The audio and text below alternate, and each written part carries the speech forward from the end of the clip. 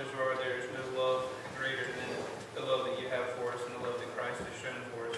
So I pray that while we celebrate our mothers today, we would also always remember what you've done for us in redeeming us and making a way back to you for us. Lord, I pray over our service today that you would bless it, that you would help us to be attentive to those who speak and to your Spirit. And I just pray that you would come and be with us here today. In your name I pray. Amen. All right. Birthdays and anniversaries for this week. We have Mr. Jimmy Jones had a birthday. I don't think he's here today. Mr. and Ms. Ricky Foxworth had an anniversary. And I think that's it, other than Mother's Day today. So congratulations to those. Mr. Jimmy, Mr. and Ms. Ricky Foxworth. Good job. Keep it going. More years to come, hopefully. So we won't sing, so I'll do our quick little devotion this morning.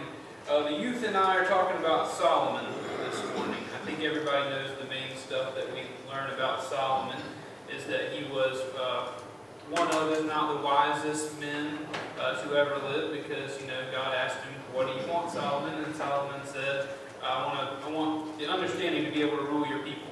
He could have asked for a long life. He could have asked for the death of his enemies. He could have asked for all these things, and that's what God says to him. God says, well, you could have asked for all these other things that would have been selfish, but you asked for understanding. So I'm going to give you the wisdom. I'm going to make you the wisest man to live in that time, maybe forever. But also I'm going to add these other things to you. I'm going to give you your enemies. I'm going to give you all the riches that you could ever hope for, and I'm going to give you everything that you could ever want.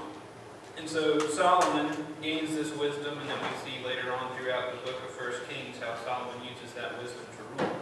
But also I think we all know how the story of Solomon ends, at least in his life, and it doesn't end so well. Solomon doesn't remain the wisest man throughout history to the end. We don't find the end of Solomon's life and really appreciate that as much as we do his youth. Because in the end, Solomon falls down to the love of women and his lust for them, and how I think it's over 1,000 women who were either wives or concubines to him. And they all worship different gods, and Solomon, lost his godly wisdom, and I guess tried to, latch on to some earthly wisdom and say, well, I've got all these wives, and, happy wife is a happy life, I guess is what Solomon was thinking. So he begins to worship these same gods that his wives are worshiping, and he begins to put up these temples and put up these, sacrificing areas for these wives. And so his wisdom kind of ran out. Solomon, though God gave him everything that he could ever want, gave him all the wisdom in the world, it ended up being earthly wisdom. He ended up not using it for what it was meant to be used for, and he sinned in that way. So that story can help us in several ways. But one way I wanted to say this morning is that it doesn't matter how wise we think we are. We talk about a lot of that. You can use as big words as you want, and you can learn as much as you can, and you can know the Bible backwards and forwards. But if you're not being led by the Spirit, if you're not truly seeking Him and truly seeking to please the Lord more so than you are just seeking to learn academically about God, then it's not going to work out in the end. In the end, you will be standing on earthly wisdom, and that is, as we know, not godly wisdom. In the end, just like Solomon, we can let things get in the way. We don't, try our best to be led by the Spirit. We don't try our best to, in prayer, try to do what God has for us rather than just know what God has done for us. We'll end up, falling down and let other things get in the way, let other, desires and other hopes get in the way of our true hope, which is eternity with Christ. So, don't be like Solomon, be like young Solomon, don't be like old Solomon. If God has blessed you with wisdom, if He has blessed you with riches, if He has blessed you with, being able to succeed, always remember who gave you that. Always seek His Spirit, seek His. Yes, sir. When you're asking God for wisdom, ask Him for a little bit of righteousness too. Because that's one thing that Solomon didn't have. He didn't have any righteousness. That's right. Absolutely. So do that. And if you're asking for wisdom, ask for righteousness to go with it. But they say if you're asking for all those things, maybe avoid asking for patience, because we know what happens when you ask for patience. But that's all I have this morning. Seek godly wisdom.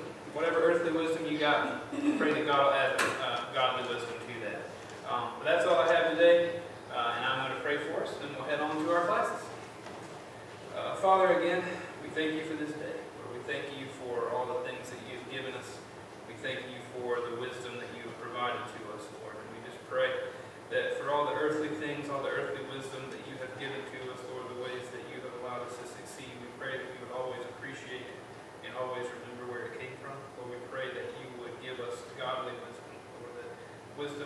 confounds normal earthly thoughts and earthly wisdom and earthly intelligence. Lord, we know that the things of you tend to be foolishness to the world, and we pray that you would help us to be foolish in that way. Lord, give us wisdom and give us righteousness to go with it. Lord, I pray that you would be with us in our classes. In your name I pray. Amen. Okay.